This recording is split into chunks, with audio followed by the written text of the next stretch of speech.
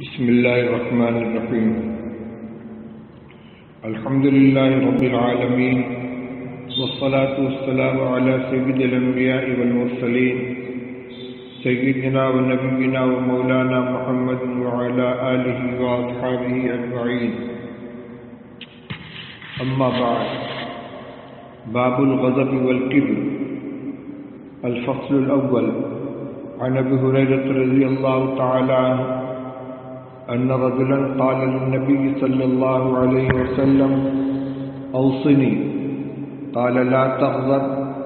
فردد ذلك مرارا. قال: لا تغضب. رواه البخاري. وعنه رضي الله تعالى عنه قال: قال رسول الله صلى الله عليه وسلم: ليس الشديد بالسرعة، إنما الشديد الذي يملك نفسه عند الغضب. متفق عليه، او كما قال رسول اللہ صلی اللہ علیہ وسلم. بزرگان محترم، عزیزوں اور بھائیوں، آج کے درس حدیث کا عنوان ہے باب الغضب والکبر، یعنی غصہ اور تکبر کا بیان. غصہ اور تکبر کی مذمت، اس کے نقصانات اور ان سے بچنے کی جو تاکید ہے احادیث طیبہ میں رسول اللہ صلی اللہ علیہ وسلم کے ارشادات میں، ان کا آج کی مجلس میں ذکر کیا جائے گا.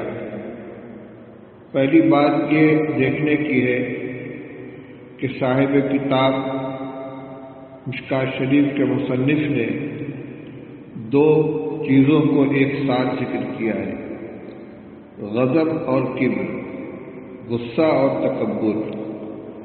جبکہ یہ دو الگ الگ خصلتیں ہیں، الگ الگ عادتیں ہیں، لیکن ان دونوں کو ایک ساتھ ذکر کرنے کی وجہ یہ ہے کہ عام طور پر یہ دونوں آپس میں لازم ملزوم ہیں. غصہ عموماً اسی بنیاد پر انسان کو آتا ہے، وہ یہ محسوس کرتا ہے کہ میرے ساتھ جو معاملہ کیا گیا وہ میری حیثیت سے گرا ہوا ہے، میں نے حکم دیا، اس کو کیوں نہیں مانا گیا، میرے ساتھ ایسا معاملہ کیوں کیا گیا، میرا فلاں کام کیوں بگاڑا گیا.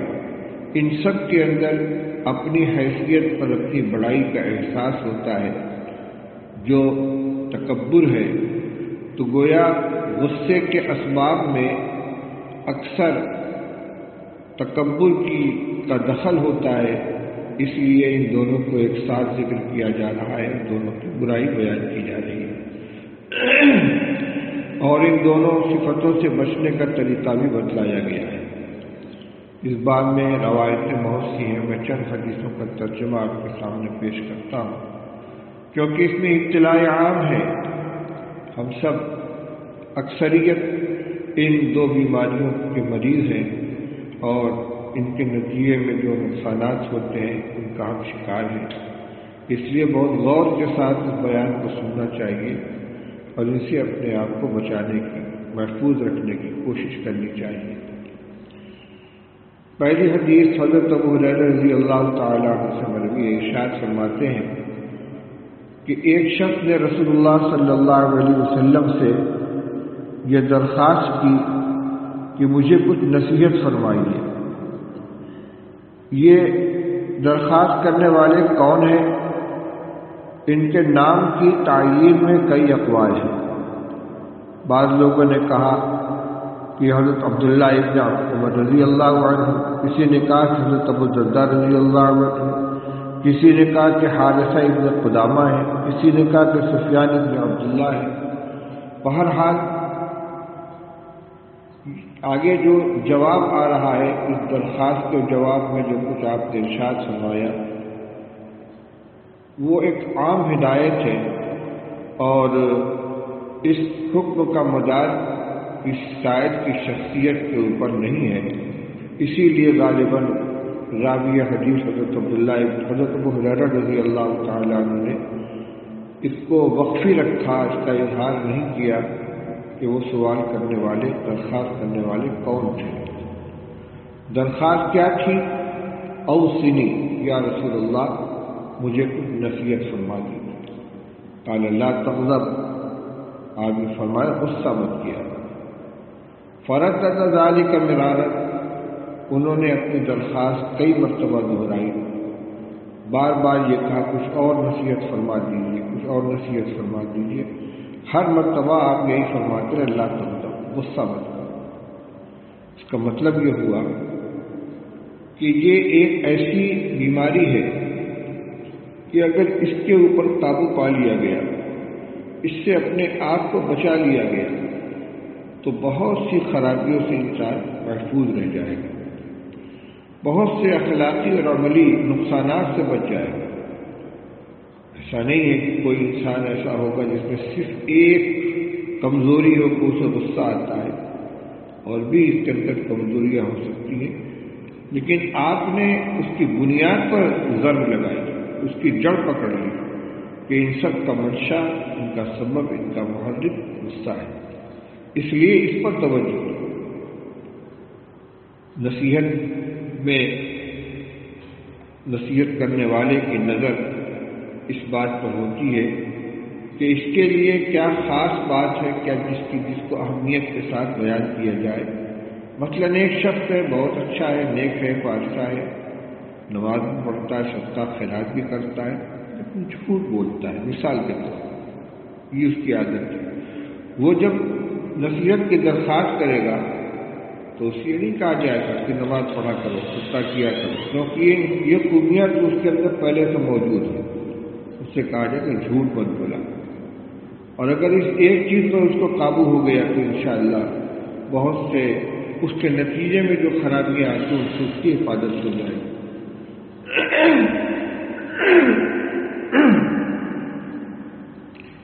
دوسری روایت ہے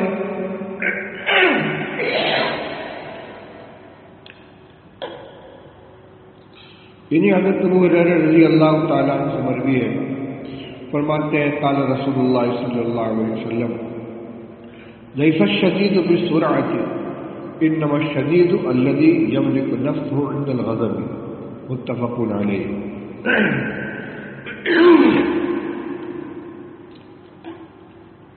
ارشاد فرماتے ہیں کہ رسول اللہ صلی اللہ علیہ وسلم نے ارشاد فرمایا کہ پہلوان وہ شخص نہیں ہے جو دوسرے کو پچھاڑ دے، پہلوان تو وہ ہے کہ جو غصے کے وقت اپنے نفس کے اوپر قابو پا لے۔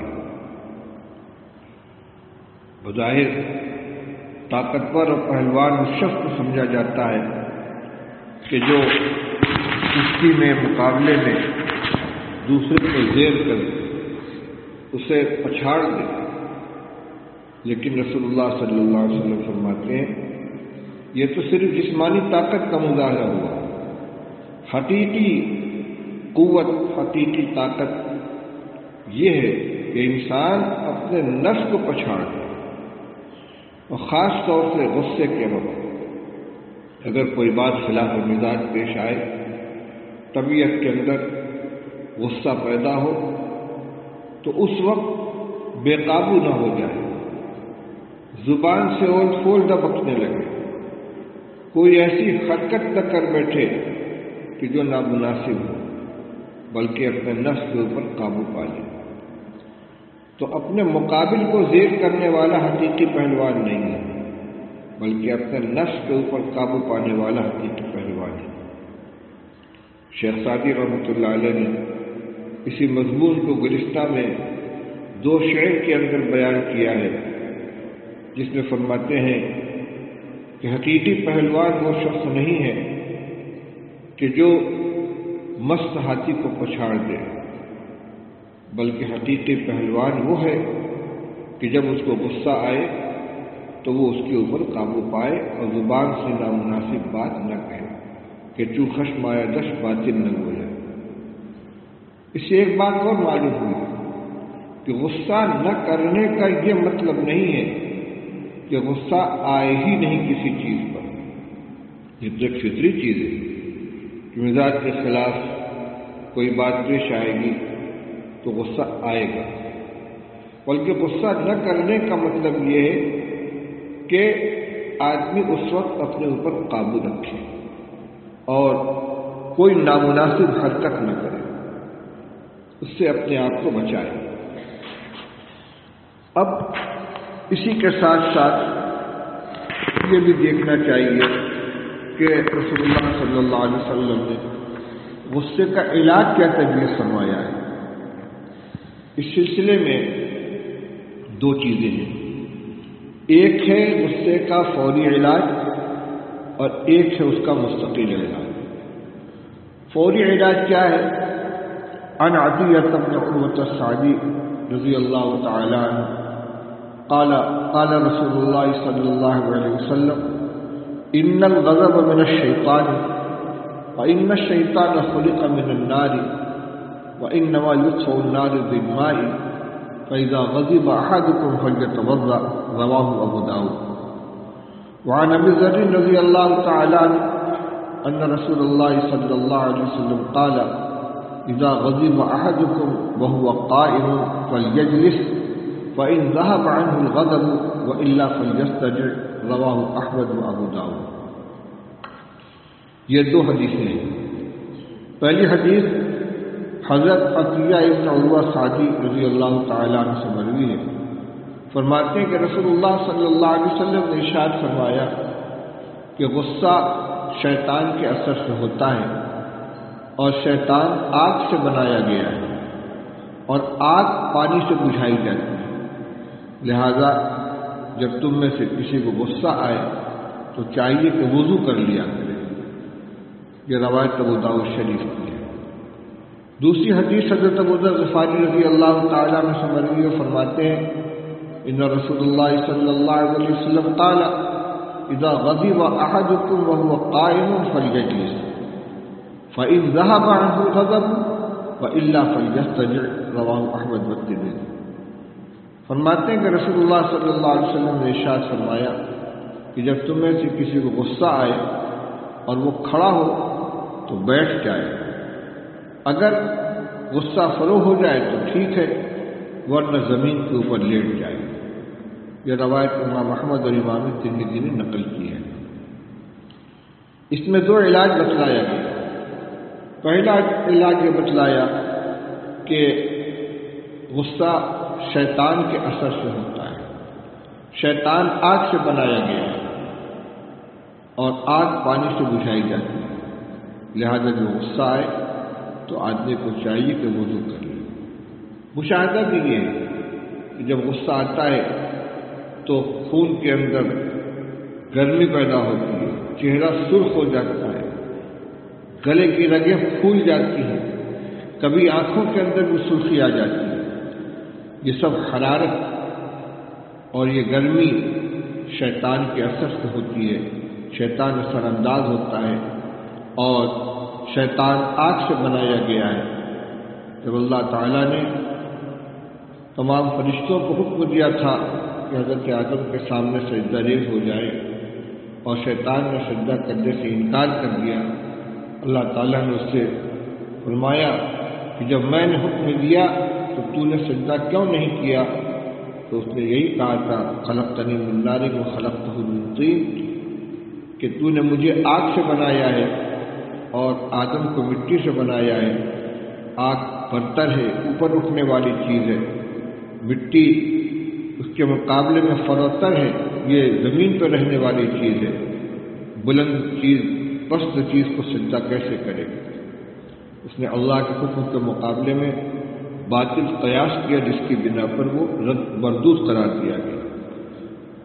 تو جب شیطان کے جب غصہ آتا ہے تو اس کا مطلب یہ ہوتا ہے کہ شیطان اثر انداز ہے، تو اس کا ازالہ کرنے کے لیے پانی کا شرعی استعمال کرنے کی ہدایت دی گئی۔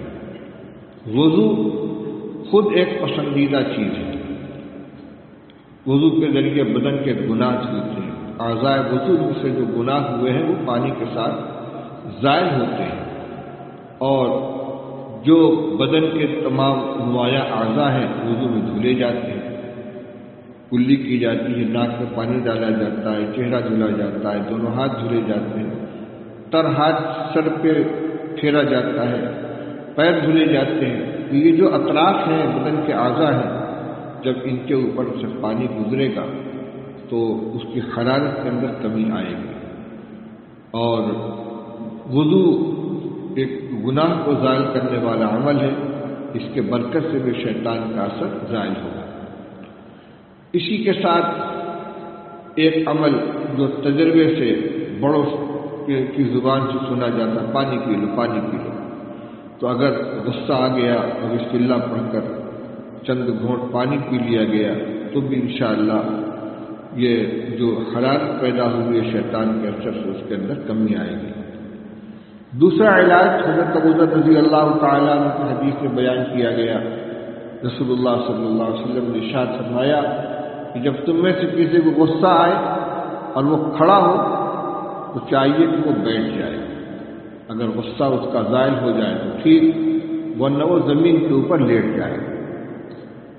اس ہدایت کے بارے میں ملا علی قاری رحمۃ اللہ علیہ نے تشریح کرتے ہوئے یہ فرمایا ہے کہ یہ علاج بالضد ہے۔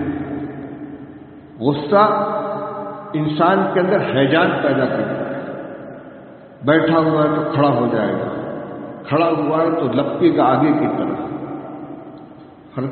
اعضاء میں حرکت شروع ہو جائے گی، ہاتھ پیر ہاتھ چلانا شروع کر دے گا۔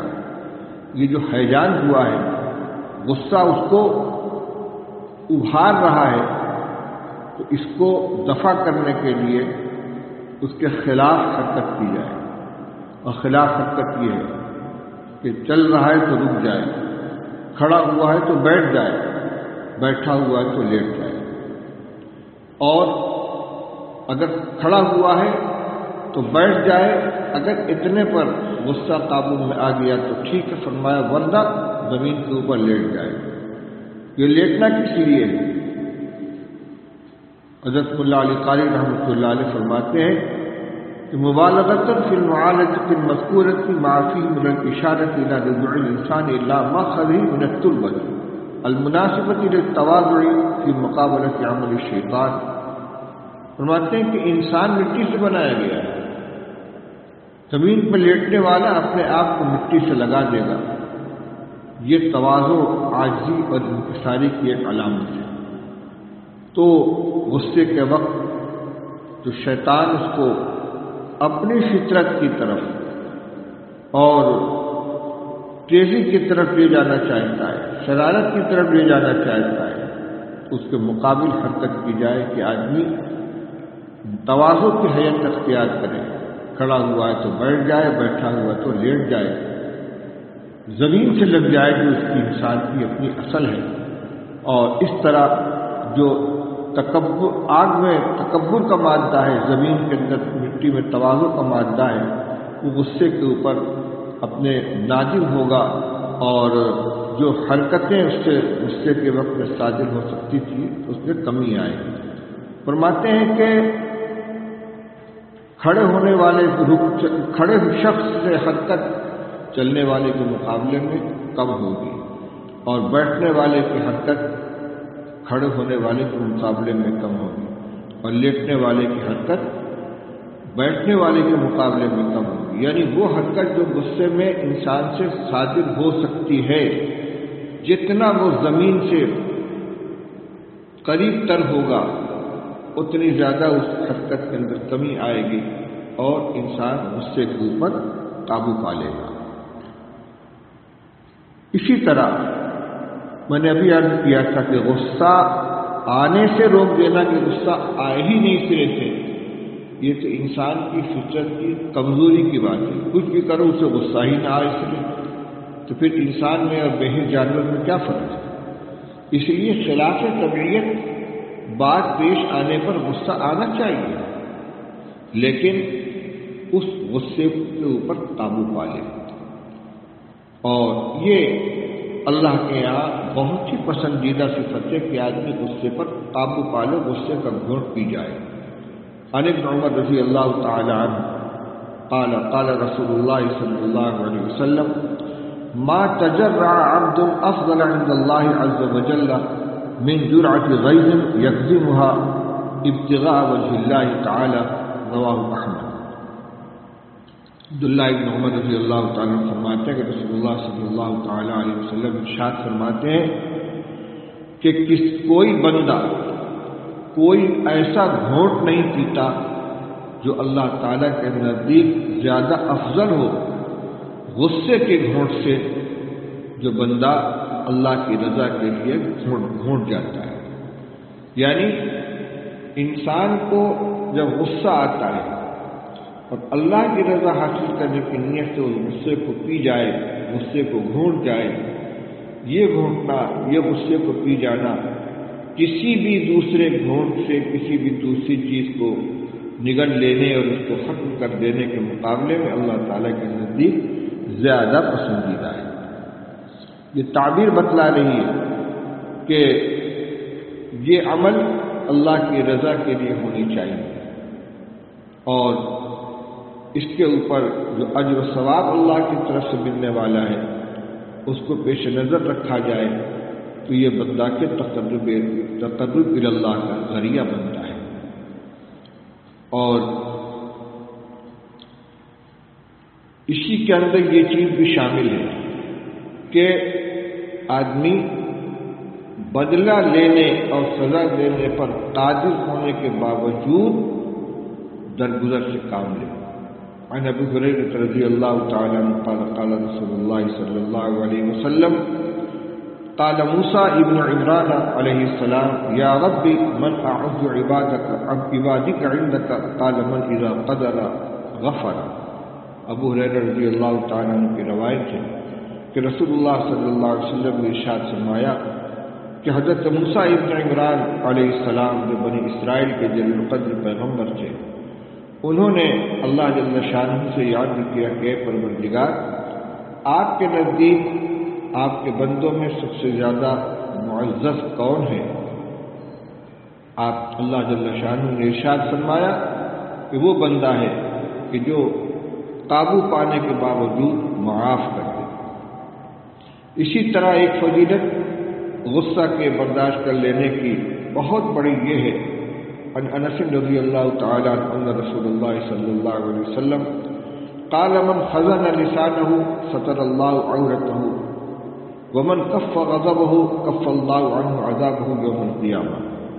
انس رضی اللہ عنہ فرماتے ہیں کہ رسول اللہ صلی اللہ علیہ وسلم نے ارشاد فرمایا کہ جو شخص اپنی زبان کو محفوظ کر لے گا، زبان سے غلط بات نہیں نکالے گا، زبان کی حفاظت کرے گا، اللہ تعالیٰ اس کے عیوب کی پردہ پوشی فرمائیں گے۔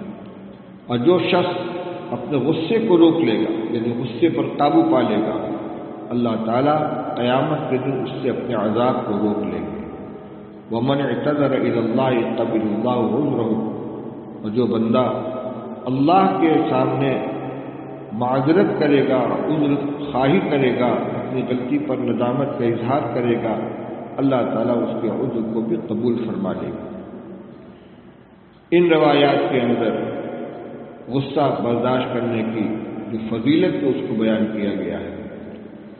واقعہ ہے گلستہ میں امام شیخ سعدی رحمۃ اللہ علیہ نے نقل کیا ہے کہ نواسہ رسول حضرت حسن ابن علی رضی اللہ تعالی عنہ جو بڑے نازک مزاج بھی تھے، بڑے اونچی شخصیت کے مالک ہیں، ان کا ایک غلام کوئی کام کر رہا تھا، اس سے کچھ نقصان ہو گیا۔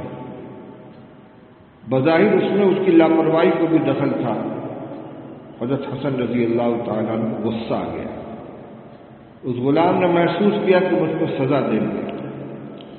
اس نے فوراً قرآن پاک کی یہ آیت پڑھی، وَالْكَاظِمِينَ الْغَيْظَ، یعنی اللہ کے جو نیک اور محبوب بندے ہیں وہ لوگ غصے کو پی جاتے ہیں۔ بس اس آیت کو، اس ٹکڑے کو سننا تھا کہ غصے کے جو شدید آثار حضرت حسن رضی اللہ تعالیٰ عنہ کے چہرے پر نمایاں تھے وہ دھیمے پڑ گئے۔ اس نے دیکھا کہ تیر نشانے پر لگا۔ اس نے آیت کا اگلا ٹکڑا پڑھا، وَالْعَافِينَ عَنِ النَّاسِ، جو اللہ کے محبوب بندے ہیں وہ صرف غصے کو پی نہیں جاتے بلکہ لوگوں کو معاف بھی کر دیتے ہیں۔ حضرت حسن رضی اللہ تعالیٰ عنہ فرما عفوت عنک، میں نے تجھ کو معاف کر دیا۔ اس نے آیت کا آخری ٹکڑا پڑھا واللہ یحب المحسنین، اللہ تعالیٰ نیکوکاروں کو پسند کرتے ہیں، احسان کرنے والوں کو محبوب رکھتے ہیں۔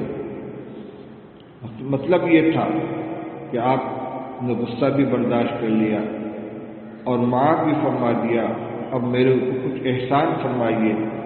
حضرت حسن رضی اللہ تعالیٰ عنہ فرما انت حر لوجہ اللہ، جا میں نے تجھ کو اللہ کی رضا کی خاطر آزاد کیا۔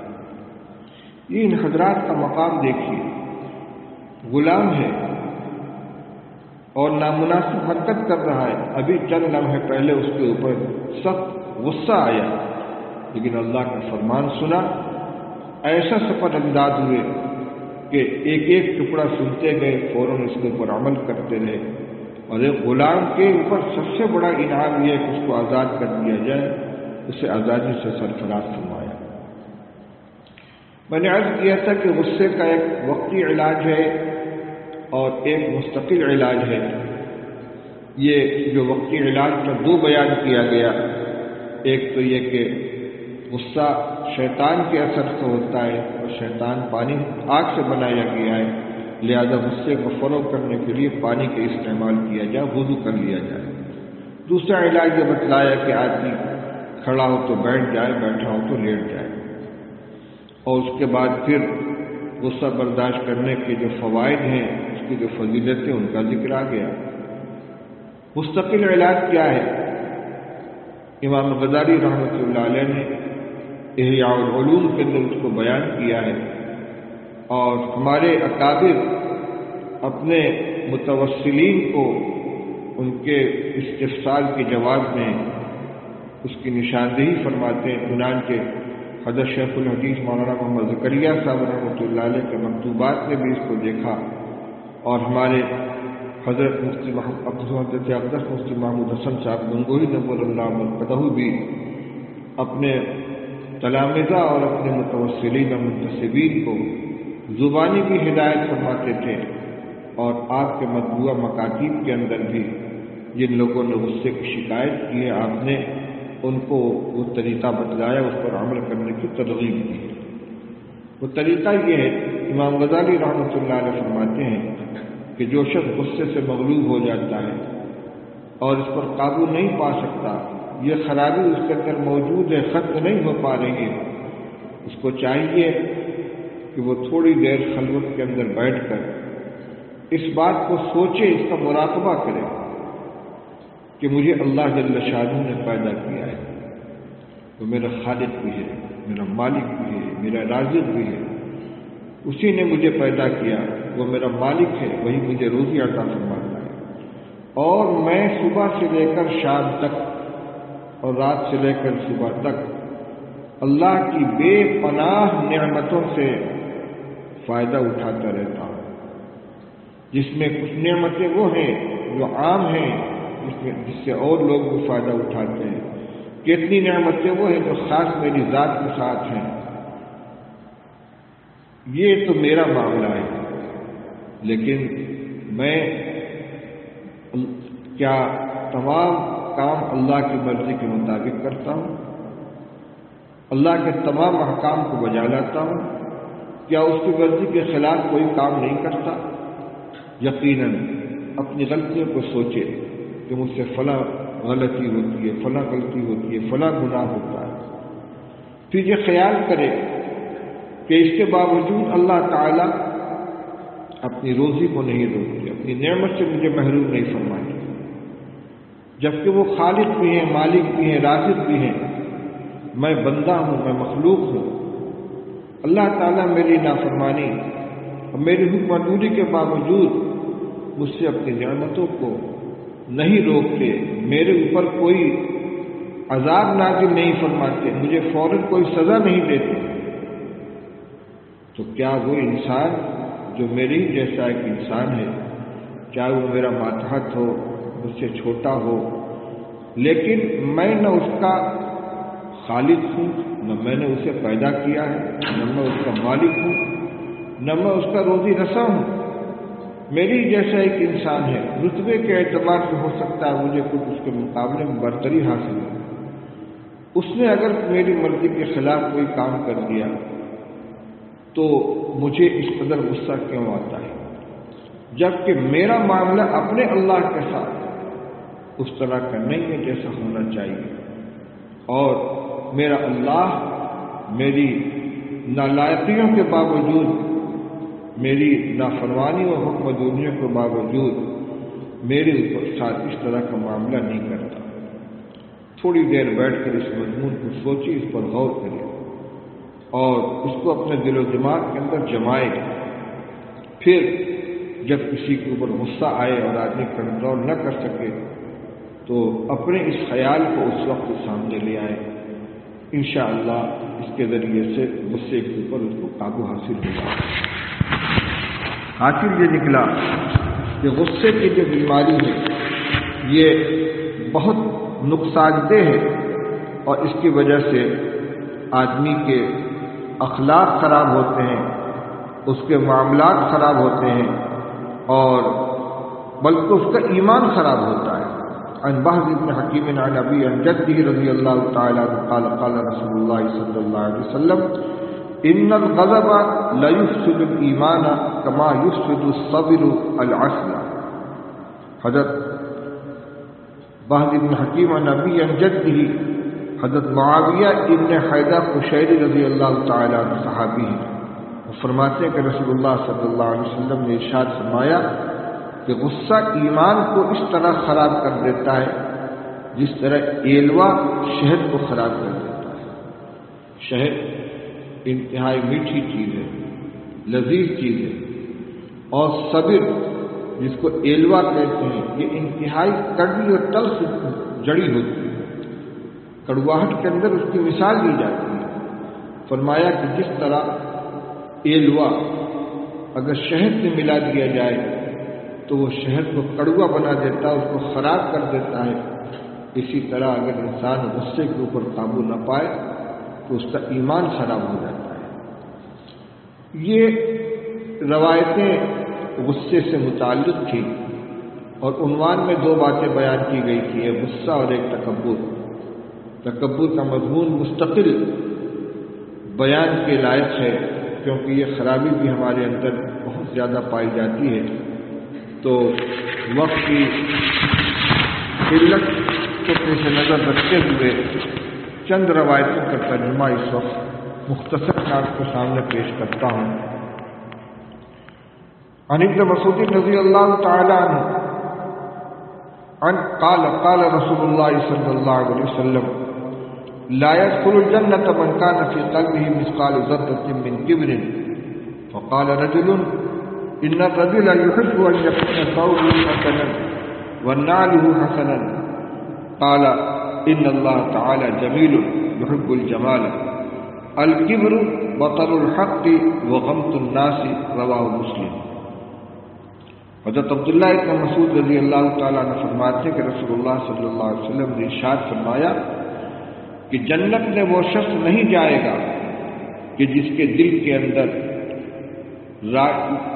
رائی کے دانے کے برابر، بلکہ ذرہ کہتے ہیں سرخ چیوٹی کو یا مٹی کے باریک ذرے کو۔ فرمایا جنت میں وہ شخص نہیں جائے گا جس کے دل کے اندر ذرہ کے برابر بھی تکبر ہو، ذرہ برابر بھی جس کے دل میں تکبر ہوگا وہ جنت میں نہیں جائے گا۔ کم سے کم درجہ یہ ہے کہ وہ اس کو فوری طور پر ابتدا میں جنت کا داخلہ نہیں ملے گا۔ اگر یہ تکبر اس کو کفر و شرک پر آمادہ کرتا ہے تو وہ دائمی جہنم رسید ہوگا، اور اگر ایسا نہیں ہے، دل کے کسی گوشے میں ایمان موجود ہے اور اللہ تعالیٰ اس کے گناہوں کو معاف نہیں فرماتے تو وہ تکبر کی سزا جہنم میں بھگتنے کے بعد جنت میں جانے کا اہل بنے گا۔ لیکن تکبر لے کر وہ جنت میں نہیں جا سکتا، اس گندگی کے ساتھ وہ جنت میں نہیں جائے گا۔ اس پر ایک صحابی نے عرض کیا یا رسول اللہ، آدمی یہ چاہتا ہے کہ اس کا کپڑا اچھا ہو، اس کی چپل اچھی ہو، مقصد یہ تھا کہ کیا اچھا کپڑا پہننے کی خواہش، اچھی چپل پہننے کی خواہش، یہ بھی تکبر کے اندر داخل ہے؟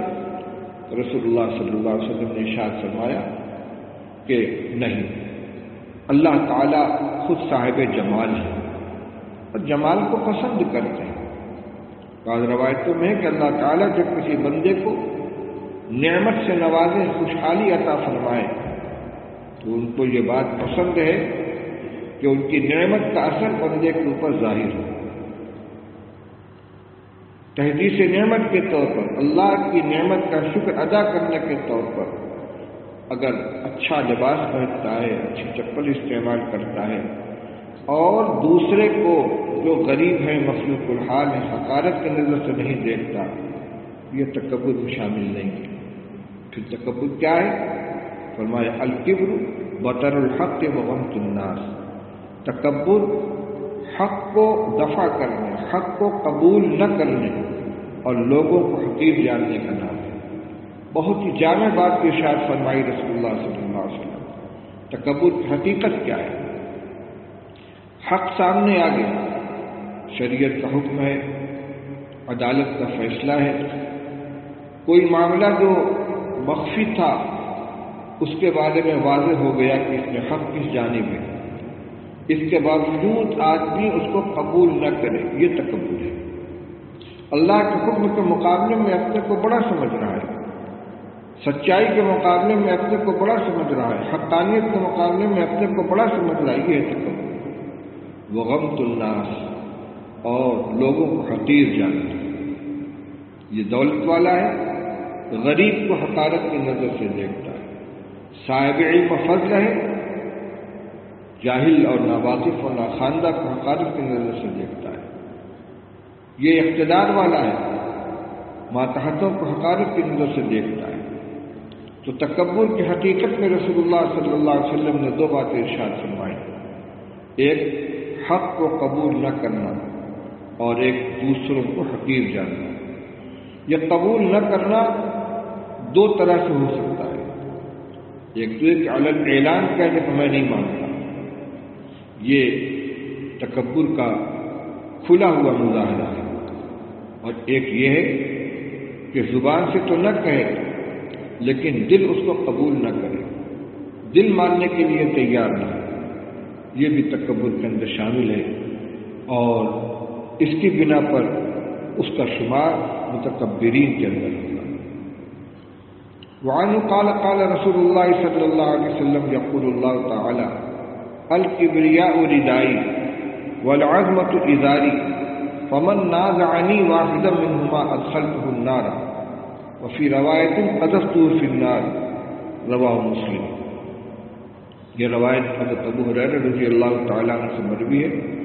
وہ فرماتے ہیں کہ رسول اللہ صلی اللہ علیہ وسلم نے ارشاد فرمایا کہ اللہ جل شانہ ارشاد فرماتے ہیں، یعنی حدیث قدسی ہے، اللہ جل شانہ ارشاد فرماتے ہیں کہ کبریائی میری چادر ہے اور عظمت میرا تہبند ہے۔ یعنی جس طرح انسان کے لباس میں ایک لباس وہ ہوتا ہے جو اوپر پہنا جاتا ہے جس کو چادر کہتے ہیں، اور ایک وہ ہوتا ہے جو نیچے پہنا جاتا ہے جس کو تہبند کہتے ہیں، اور یہ دونوں مل کر مکمل لباس کہلاتا ہے۔ جیسے حالت احرام میں ایک تہبند مانتے ہیں، ایک چادر ہوتے ہیں، یہ انسان کا مکمل لباس ہے، اور وہ اس کی ذات کے ساتھ خاص ہوتا ہے، کوئی اس کی اجازت ہرگز نہیں دیتا کہ کوئی میری چادر چھین لے یا میرے تہبند چھین لے۔ تو مقصد یہ کہ جس طرح ایک چادر اور ایک تہبند انسان کی اپنی خاص چیز ہے، وہ کسی کو دینے کے لیے تیار نہیں ہوتا، اور اگر کوئی اس کو لینا چاہے تو اس کو برداشت نہیں کرتا۔ فرمایا اسی طرح عظمت و کبریائی، بڑائی میری خاص صفت ہے۔ فرمایا فمن نازعنی واحدا منہما، جو میری کبریائی کو اور میری عظمت کو، ان دونوں میں سے کسی چیز کو مجھ سے چھیننا چاہے گا، میں اس کو جہنم میں داخل کر دوں گا۔ کبریائی اور عظمت یہ دونوں قریب قریب ہیں، بظاہر ایسا معلوم ہوتا ہے کہ کبریائی کا تعلق ظاہر کی بڑائی سے ہے اور عظمت کا تعلق ذات کے ساتھ جو بڑائی لگی ہوئی اس سے ہے۔ یعنی چاہے آدمی اپنی زبان سے اپنے کو بڑا قرار دے، اپنے عمل سے اپنی زبان سے اپنے کو بڑا اور عظیم گردانے یا اپنے دل میں اپنے کو بڑا سمجھے، یہ دونوں حق اس کو نہیں پہنچتا۔ ایسا کرنے والا وہ اللہ تعالیٰ کی مخصوص صفت کو اپنے اندر پیدا کرنا چاہتا ہے۔ جیسے اللہ تعالیٰ مخلوق معبود ہے، اب کوئی شخص اگر خدائی کا دعویٰ کرے، اللہ کی خاص صفت کو وہ اپنے اندر پیدا کرنا چاہتا ہے۔ یہ جیسے روایت میں آتا ہے کہ جو شخص تصویر بناتا ہے، قیامت کے دن اللہ تعالیٰ اس کو مکلف کریں گے کہ تم نے جاندار کی تصویر بنائی تھی، اس میں جان ڈالو، تم میری طرح خالق بننا چاہتے تھے، جو میری مخصوص صفت ہے تم اس صفت کے مدعی بن رہے تھے، اور وہ جان نہیں ڈال سکے گا، اس کو جہنم میں ڈال دیا جائے گا۔ اسی طرح بڑائی اور عظمت اللہ کی صفت ہے، جو اپنے کو عظیم گردانے، اپنے کو بڑا قرار دے اور دل میں اس کا احساس ہے۔ اللہ تعالیٰ فرماتے کہ میری خاص صفت کو مجھ سے چھیننا چاہتا ہے، میں اسے جہنم میں داخل کرتا ہوں۔ میرے بزرگوں بھائیوں، ہمیں اپنا جائزہ لینا چاہیے، اپنے حالات کے بارے میں، اپنے احساس کے بارے میں غور کرنا چاہیے کہ یہ بیماری ہمارے اندر تو نہیں ہے۔ اس موقع پر ایک علمی نقطہ ذکر کر دینا مناسب ہوگا، اسی پر میں اپنی گفتگو انشاءاللہ مکمل کروں گا۔ حکیم الاسلام حضرت مولانا قاری محمد طیب صاحب رحمۃ اللہ علیہ سابق محتمل دارالعلوم دیوبند نے اپنے ایک بیان میں بڑی عجیب و غریب علمی بات ارشاد فرمانے لگے کہ حدیث میں یہ فرمایا گیا تخلقوا باخلاق اللہ، اللہ تعالیٰ کے اخلاق کو اپناؤ۔ اللہ تعالیٰ کریم ہیں، رحیم ہیں، غفور ہیں، معاف کرنے والے ہیں، رحم کرنے والے ہیں۔ مطلب یہ کہ ان صفات کو اپنے اندر پیدا کرنے کی کوشش کرو۔ تو اخلاق الہیہ کو اختیار کرنے کی ترغیب دی گئی ہے، یہ رسول اللہ صلی اللہ علیہ وسلم کا ارشاد ہے۔ اور اللہ تعالیٰ کی صفات کے اندر سورہ حشر کے آخری رکوع میں فرمایا گیا واللہ الخالق البارئ، اسی میں المتکبر بھی آیا ہے۔ اللہ تعالیٰ متکبر یعنی بڑائی والے ہیں۔ جب اللہ تعالیٰ کی صفات کے اندر تکبر بھی شامل ہے، بڑائی بھی شامل ہے، اللہ کی صفات کو اختیار کرنے کی ترغیب دی گئی ہے، تو اگر کوئی شخص تکبر اختیار کرتا ہے، متکبر بنتا ہے، تو کیا اللہ کی کوئی صفت خراب بھی ہو سکتی ہے؟ جو صفت اللہ کے اندر موجود ہے، ظاہر بات ہے کہ خراب صفت تو نہیں ہو سکتی۔ تو اللہ کے اندر وہ صفت پائی جا رہی ہے تو اس کی عظمت کی دلیل ہے، اور بندہ اگر اس صفت کو اپنے اندر پیدا کرنے کی کوشش کرتا ہے تو اس کو وعید سنائی جا رہی ہے۔ ایسا کیوں؟ فرمایا کہ اس کا جواب یہ ہے کہ تکبر بری چیز نہیں ہے، تکبر تو اللہ کی صفت ہے، لیکن جھوٹ بولنا یہ بہت بڑا گناہ ہے۔ متکبر کو جو سزا ملتی ہے وہ جھوٹا دعویٰ کرنے کو ملتی ہے۔ اللہ بڑا ہے، وہ فرماتا ہے میں بڑا ہوں، اور بندہ چھوٹا وہ کہتا ہے میں بڑا ہوں تو جھوٹ بول رہا ہوں۔ جیسے ایک بادشاہ ہے، وہ کہتا انا الملک، میں بادشاہ ہوں، ٹھیک ہے وہ بادشاہ ہے، وہ اپنی بادشاہت کا اعلان کر رہا ہے، وہ حاکم ہے، اپنے حاکم ہونے کا اعلان کر رہا ہے، بہت اچھی چیز ہے، اس کے شایع نشان ہے۔ لیکن ایک غلام، ایک چپراسی یہ کہ انا الملک، میں بادشاہ ہوں، اس کو سزا ملے گی، اس کو جیل میں ڈالا جائے گا۔ اس بنا پر نہیں کہ بادشاہ ہونا بری چیز ہے، بلکہ اس بنا پر کہ وہ اپنے کو بادشاہ کہہ رہا ہے جبکہ وہ بادشاہ نہیں ہے۔ اللہ فرماتے ہیں کہ میں بڑا ہوں تو وہ بڑے ہیں، لیکن ایک بندہ چھوٹا ہونے کے باوجود جب وہ بڑائی کا اعلان کرتا ہے، بڑائی کا دعویٰ کرتا ہے، تو اس بنا پر غلط دعویٰ کرنے کی بنا پر جو چیز اس کے لائق نہیں ہے اس کو اپنی صفت بنانا چاہتا ہے، اس کا مدعی بنتا ہے، اس بنا پر اس کی سزا دی جاتی ہے۔ تو گویا بندہ کے لیے بڑائی اس کی شان ہو ہی نہیں سکتی کہ وہ اپنی بڑائی کا دعویٰ کرے اور تکبر کا اظہار کرے۔ اور تکبر کے مقابلے میں تواضع ہے۔ فروتنی عاجزی، یعنی دل سے اپنے آپ کو چھوٹا سمجھنا، یہ صفت اللہ کے یہاں بہت پسندیدہ ہے۔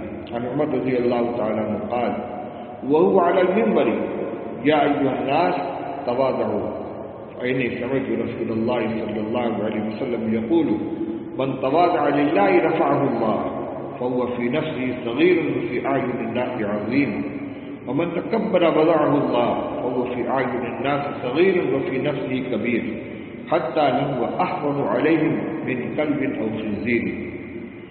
حضرت عمر رضی اللہ تعالیٰ عنہ سے مروی ہے کہ منبر پر خطبہ دیتے ہوئے انہوں نے فرمایا اے لوگو تواضع اختیار کرو، عاجزی اختیار کرو۔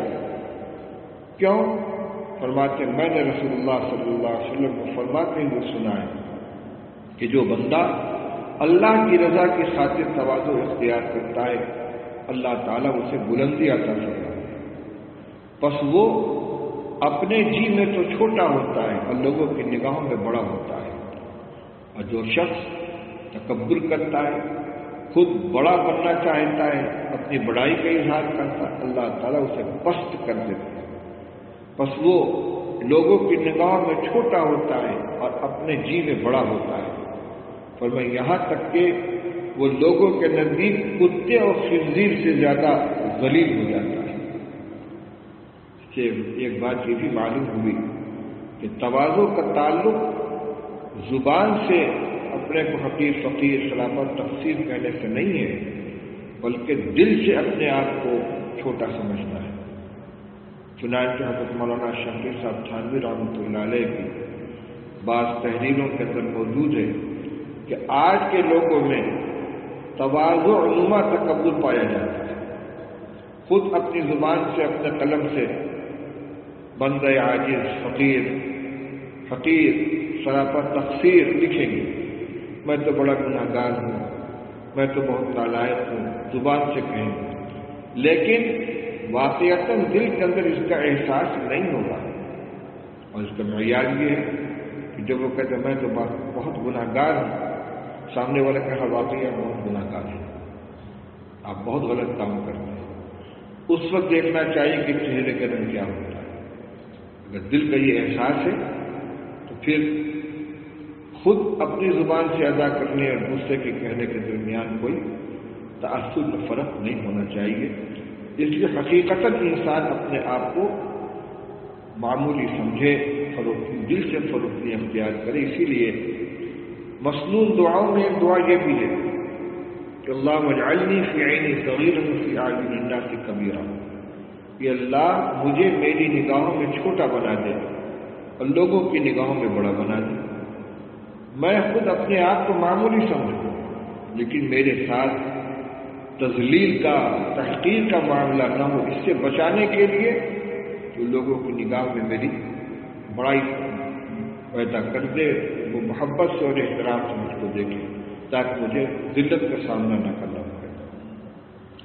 تو آج کے اس درس کا حاصل یہ نکلا کہ یہ دو اخلاقی خرابیاں، ایک غصے کے اندر بے قابو ہو جانا، زبان اور اپنے عمل سے اس کا اظہار کرنا، یہ اچھی چیز نہیں ہے، اور غصے پر قابو پانے کی ترغیب دی گئی ہے، اس پر اجر و ثواب ہے، اللہ کے قرب کا یہ ذریعہ ہے۔ اور دوسری چیز یہ کہ آدمی اپنے اندر تواضع پیدا کرے، عاجزی اختیار کرے، دل سے بھی تکبر اختیار نہ کرے اور اپنے عمل سے بھی تکبر کا اظہار نہ کرے۔ اللہ تعالیٰ ہم سب کو عمل کرنے کی توفیق عطا فرمائے۔ وآخر دعوانا ان الحمد